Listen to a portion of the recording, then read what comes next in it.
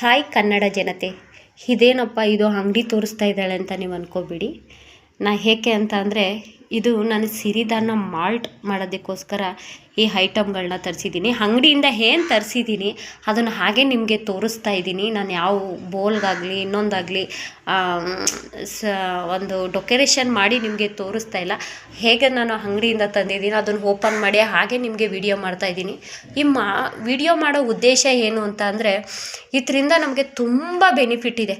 ಈ tea, coffee, Horlicks, ಬೋರ್ಮಿಟಾ ಅಂತ ಕುಡ್ದು ನಮಗೆ ಅಷ್ಟೊಂದು ಬೆನಿಫಿಟ್ ಏನು ಸಿಕ್ಕಿಲ್ಲ ಅಲ್ವಾ. ಎಲ್ಲರಿಗೂ ಈಗಿನ ಇದ್ರೊಳಗೆ ಶುಗರ್ ಇದೆ, ಮಂಡಿ ನೋವಿದೆ, ಇದು ಯಥೇಚ್ಛವಾಗಿದೆ. ಅದಕ್ಕಾಗಿ ನಾನು ನಿಮಗೆ ಇದನ್ನು ಹೇಳ್ತಾ ಇದ್ದೀನಿ. ಯಾರೆಲ್ಲ ಟೀ ಕಾಫಿ ಕುಡಿತೀನಿ ಅಂತ ಹೇಳ್ತಿದ್ರ ಅವ್ರು ದಯವಿಟ್ಟು ಆ ಟೀ ಕಾಫಿ ಎಲ್ಲ ಬಿಟ್ಟು ಕುಡೀರಿ, ಬೇಡ ಅಂತಲ್ಲ. ಅದು 1 ಟೈಮ್ ಇದ್ದರೆ ಇದು 2 ಟೈಮ್ ಇರಲಿ, ಇಲ್ಲ 1 ಟೈಮ್ ಆದರೂ ಇದನ್ನು ಯೂಸ್ ಮಾಡ್ಕೊಳ್ಳಿ. ಇದು ತುಂಬ ನಿಮಗೆ ಬೆನಿಫಿಟ್, 100ಕ್ಕೆ 100ರಷ್ಟು ನಿಮಗೆ ರಿಸಲ್ಟ್ ಕೊಡುತ್ತೆ.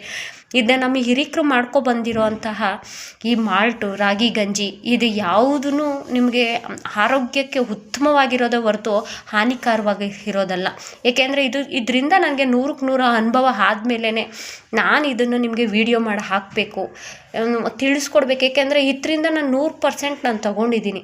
ಹಾಗಾಗಿ ನಾನು ನಿಮಗೆ ಇದನ್ನು ತಿಳಿಸ್ಕೊಡ್ಬೇಕು ಅಂತ ಮಾಡ್ತಾಯಿದ್ದೀನಿ.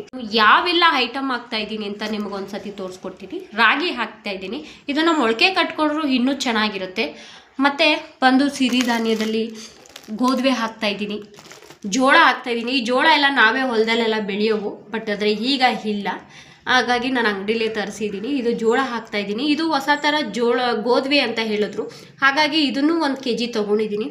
ಇದು ಬಂದು ಏನು ಅಂತ ನೀವೇ ಕಮೆಂಟ್ ಮಾಡಿ, ಏನಿದು ಅಂತ ನೋಡೋಣ, ಎಷ್ಟು ಮಟ್ಟಿಗೆ ನನಗೆ ಕಮೆಂಟ್ಸಲ್ಲಿ ತಿಳಿಸ್ಕೊಡ್ತೀರಾ ಅಂತ ಅಂದ್ಬಿಟ್ಟು. ಇದು ಸಾಮೆ ಇದೆ, ಮತ್ತು ಹರ್ಕ ಇದೆ, ಊದಲು ಇದೆ, ಮತ್ತು ಇದು ಬರಗು ಇದೆ, ಮತ್ತು ನವಣೆ ಇದೆ. ಇದನ್ನೆಲ್ಲ ಸಿರಿಧಾನ್ಯವಾಗಿ ನಾನು ಯೂಸ್ ಮಾಡ್ತಾಯಿದ್ದೀನಿ. ಮತ್ತು ಪ್ರೋಟೀನಾಗಿ ಏನು ಯೂಸ್ ಮಾಡ್ತಾಯಿದ್ದೀನಿ ಅಂತ ಅಂದರೆ ಬಾದಾಮಿ ಹಾಕ್ತಾಯಿದ್ದೀನಿ, ಮತ್ತು ಗೋಡಂಬಿ ಹಾಕ್ತಾಯಿದ್ದೀನಿ, ಬಿಳಿ ಎಳ್ಳು ಹಾಕ್ತಾಯಿದ್ದೀನಿ, ಇದು ಸೂರ್ಯಕಾಂತಿ ಬೀಜ, ಮತ್ತು ಪಂಪ್ಕಿನ್ ಸೀಡ್ಸ್ ಹಾಕ್ತಾಯಿದ್ದೀನಿ, ಮತ್ತು ಅಕ್ಸೆ ಬೀಜನೂ ಸ್ವಲ್ಪ ಹಾಕ್ತಾಯಿದ್ದೀನಿ.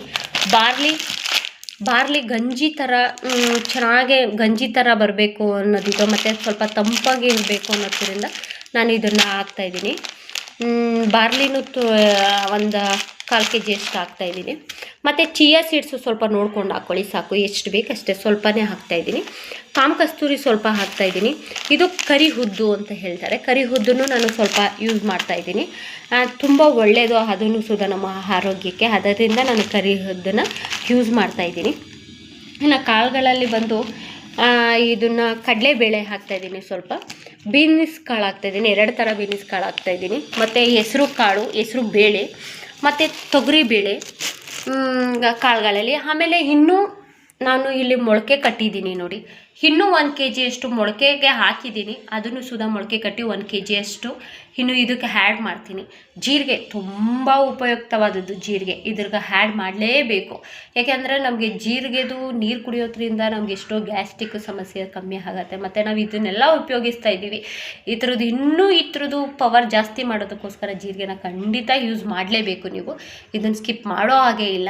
ಅದು ಏಕೆಂದರೆ ಅದು ತುಂಬ ಉಪಯುಕ್ತವಾಗಿರುತ್ತೆ ನಮ್ಮ ಬಾಡಿಗೆ. ಹೀಗಾಗಿ ನಾನು ಇಷ್ಟೆಲ್ಲ ಯೂಸ್ ಮಾಡಿಕೊಂಡು ಗಂಜಿ ಮಾಡಿ ಕುಡಿದು ನೀವು 3 ತಿಂಗಳು ಆದಮೇಲೆ, 3 ತಿಂಗಳಾಗಿರ್ಬೋದು, 2 ತಿಂಗಳಾಗಿರ್ಬೋದು, ಕೆಲವ್ರಿಗೆ 1 ತಿಂಗಳಿಗೆ ರಿಸಲ್ಟ್ ಗೊತ್ತಾಗುತ್ತೆ.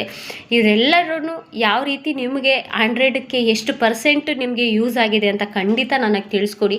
ಯಾಕೆಂದರೆ ನೀವು ನನಗೆ ತಿಳಿಸ್ಕೊಟ್ರೆ ನಾನು ಇನ್ನೂ ಹೆಚ್ಚಿನ ಥರ ವಿಡಿಯೋ ಮಾಡ್ತೀನಿ. ಏಕೆ ಅಂತ ಅಂದರೆ ನನಗೆ ಯಾವುದೆಲ್ಲ ಬೆನಿಫಿಟ್ ಆಗಿದೆ ಇದರಿಂದ ನನಗೆ ಎಷ್ಟು 100ಕ್ಕೆ ಎಷ್ಟು % ಬೆನಿಫಿಟ್ ನನಗೆ ಸಿಕ್ಕಿದೆ, ಆ ಥರದ್ದು ಇದೆ ಅಂತ ಅಲ್ಲ. ಬೇರೆ ಐಟಮ್ಗಳಲ್ಲಿ ನಮಗೆ ನಾನು ಯೂಸ್ ಮಾಡ್ತಾ ನನಗೆ ಅದರೊಳಗೆ ಎಷ್ಟು ಆರೋಗ್ಯ ಸಮಸ್ಯೆ ಸುಧಾರಿಸಿದೆ ಅನ್ನೋದನ್ನ ನಾನು ನಿಮ್ಮ ಜೊತೆ ಹಂಚ್ಕೋತಾ ಹೋಗ್ತೀನಿ. ದಯಮಾಡಿ ತಿಳಿಸ್ಕೊಡಿ.